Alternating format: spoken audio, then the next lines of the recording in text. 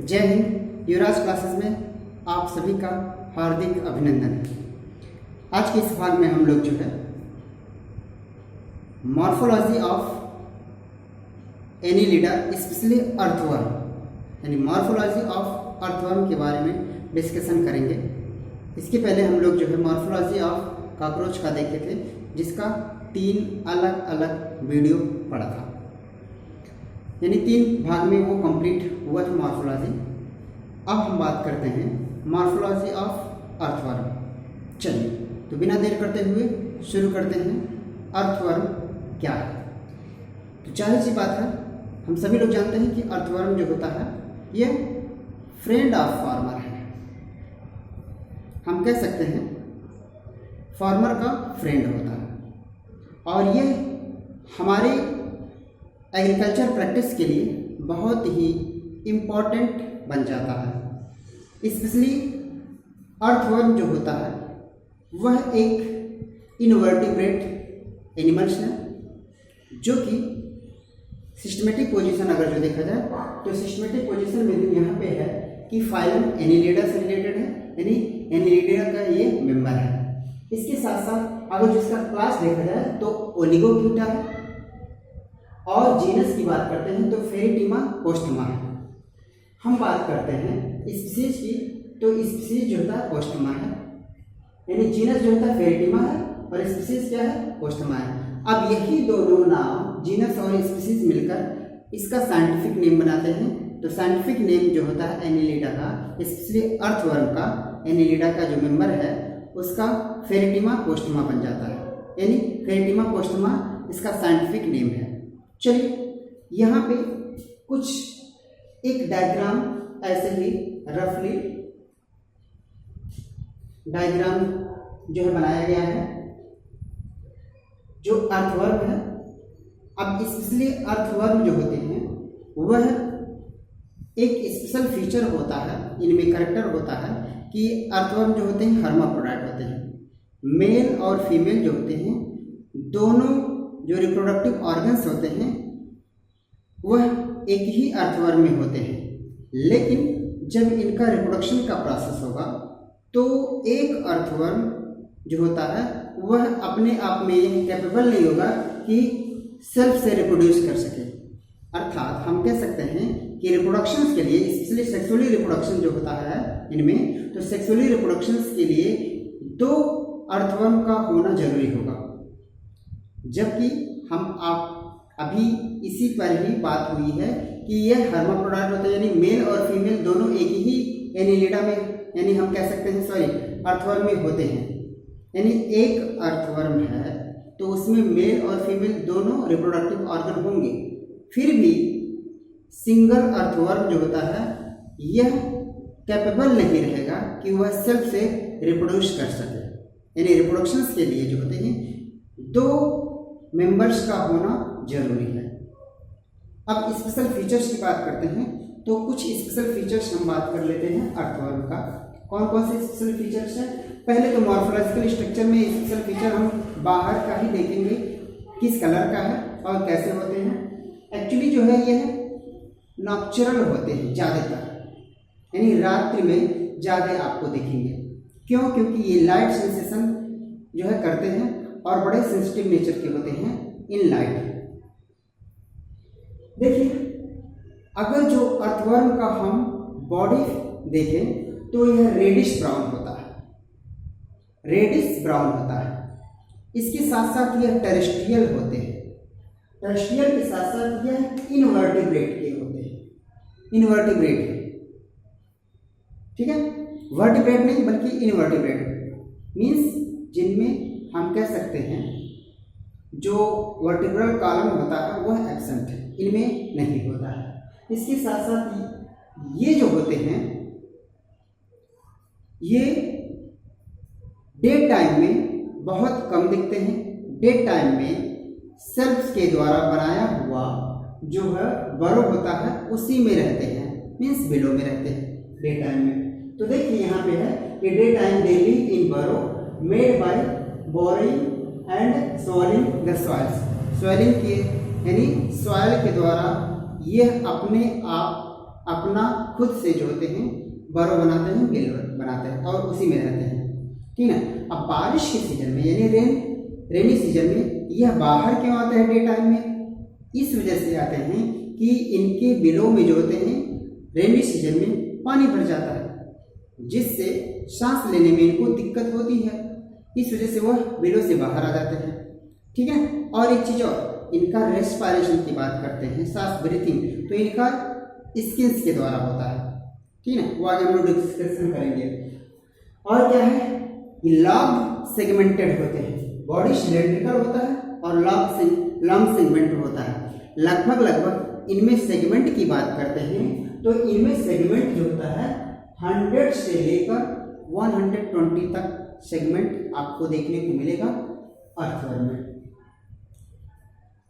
साथ ही साथ dorsal surface has a dark median mid dorsal line, जिसको हम डॉर्सल ब्लड वेसल्स कहते हैं। तो जो डॉर्सल सरफेस इनका होता है उस पर एक पतला सा आपको रेड टाइप का माउथ से लेकर हम कह सकते हैं लगभग लास्ट एंड तक जो होता है एक नैरो लाइक स्ट्रक्चर रेडिश दिखेगा। वो एक्चुअली जो होता है उसी को हम डॉर्सल ब्लड वेसल्स कहते हैं, जो कि हम कह सकते हैं पूरा बॉडी एक्सिस तक फैला होता है। चलिए एक कुछ और बातें करते हैं। अब ये जो सेगमेंटेड बॉडी होता है, इनका जो फर्स्ट सेगमेंट होता है वह एक्चुअली जो फर्स्ट सेगमेंट जो होता है वह माउथ बियर करता है। मतलब फर्स्ट सेगमेंट से इनका माउथ शुरू हो जाता है, यानी माउथ जो होता है फर्स्ट सेगमेंट में होते हैं, और वह फर्स्ट सेगमेंट जो माउथ स्पेशली होता है उसी को हम कह सकते हैं पेरिस्टोमियम। उसी को हम बक्कल सेगमेंट भी कहते हैं। 1 से लेकर 3 तक होता है सेगमेंट में। एक मैच्योर अर्थवर्म की बात करते हैं तो एक मैच्योर अर्थवर्म जो होता है वह लगभग हम बात करेंगे तो यह मैच्योर अर्थवर्म का जो सेगमेंट होता है वह 100 to 120 होता है, और इसी 100 to 120 के बीच में जो एक मैच्योर जो अर्थवर्म होता है उसमें 14 से लेकर 16 सेगमेंट में, यानी 14वां से लेकर 16वें सेगमेंट के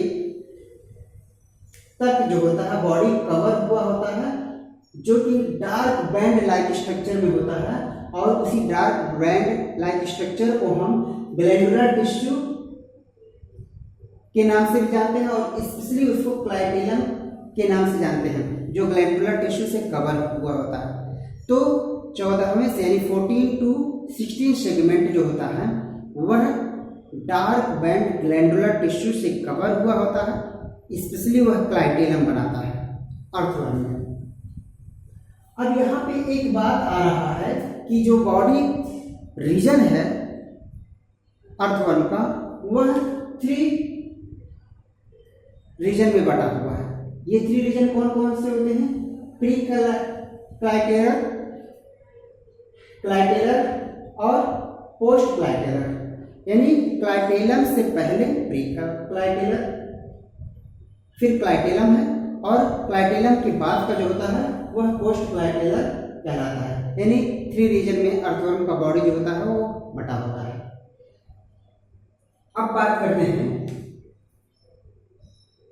4 पेयर्स का जो होता है स्पर्मेटिकल अपैरेटस इनमें देखा जाता है, जो कि 4 पेयर्स का होता है, और वह वेंट्रल लैटरल साइड में पाया जाता है। इसी को वेंट्रल लैटरल साइड में जो पाया जाता है 4 पेयर का, वो 5th to 9th सेगमेंट के अंदर आता है, जो कि 4 पेयर्स का होता है स्पर्मेटिकल अपैरेटस इनमें देखा जाता है। कुछ और इंपॉर्टेंट चीजें देखते हैं। फीमेल जेनाइटल पोर्स की बात करते हैं एक अर्थवर्म में, वह किस सेगमेंट में होगा, और मेल जेनाइटल पोर्स की बात करते हैं अर्थवर्म में, वह किस सेगमेंट में होगा। तो फीमेल जेनाइटल पोर्स होता है वह 14th सेगमेंट में देखने को मिलेगा, जबकि मेल की बात करते हैं मेल जेनाइटल पोर्स वह 18th सेगमेंट में आपको देखने को मिलेगा। किसमें? अर्थवर्म में। लोकोमोशन जो होता है अर्थवर्म का वह सीटी के द्वारा होता है। लोकोमोशन सीटी के द्वारा होता है, एक्सक्रीशन की बात करते हैं तो एक्सक्रीशन जो होता है नेफ्रीडिया के द्वारा होता है। रिस्पायरेशन की बात करते हैं तो रिस्पायरेशन जो होता है स्किन्स के द्वारा होता है। जबकि इनमें अगर जो कुछ इंटरनल पार्ट की बात करते हैं तो स्टमक जो होता है, हम बात करते हैं एनीलिडा का, तो सॉरी अर्थवर्म का, वह 9 सेगमेंट से लेकर 14 सेगमेंट तक फैला होता है स्टमक। जबकि इंटेस्टाइन की बात करते हैं तो इंटेस्टाइन जो होता है 15 सेगमेंट से स्टार्ट होता है और लास्ट सेगमेंट तक पूरा का पूरा इनका फैला होता है। इनमें जो ब्लड सर्कुलेशन होता है वह क्लोज टाइप का होता है, जैसे हम लोगों में भी क्लोज टाइप का होता है। जबकि आर्थ्रोपोडा में जो होते हैं, जो आर्थ्रोपोडा फाइलम के मेंबर होते हैं, उनमें जो ब्लड सर्कुलेशन जो होता है वह ओपन होता है। हेमिकार्डेटा, आर्थ्रोपोडा, इकाइनोडर्मेटा और मोलस्का, यह 4 ऐसे फाइलम है जिसको हम शॉर्ट फॉर्म में हेमा कह सकते हैं, HEMA, हेमा। यानी S से हेमिकार्डेटा, E से एनीलिडा, E से इकाइनोडर्मेटा, M से मोलस्का और S से जो है आर्थ्रोपोडा। यह जो होते हैं हेमा, यानी 4 फाइलम वाले ऐसे मेंबर हैं जिनमें ब्लड का सर्कुलेशन ओपन टाइप का होता है, बाकी लगभग सभी में जो होता है क्लोज टाइप का होता है। तो ये कुछ इंपॉर्टेंट पॉइंट थे मॉर्फोलॉजी ऑफ, हम अर्थवर्म की बात किए हैं, तो जो इम्पोर्टेंट पॉइंट है उस पर डिस्कशन हम लोग कर लिए हैं। ऐसे ही लगभग बना होता है। ये तो रफली डायग्राम है, हालांकि बहुत कह सकते हैं क्लियरली विजुअल होता है ये सारे के सारे जो सेगमेंट्स होते हैं अर्थवर्म में। तो आज के लिए बस इतना ही है, डिस्कशन करते हैं अगले वाले वीडियो में। आने वाले वीडियो में हम लोग अर्थवर्म से रिलेटेड कुछ और इम्पोर्टेंट चीज़ें डिस्कस करेंगे। तब तक के लिए जय हिंद, जय भारत।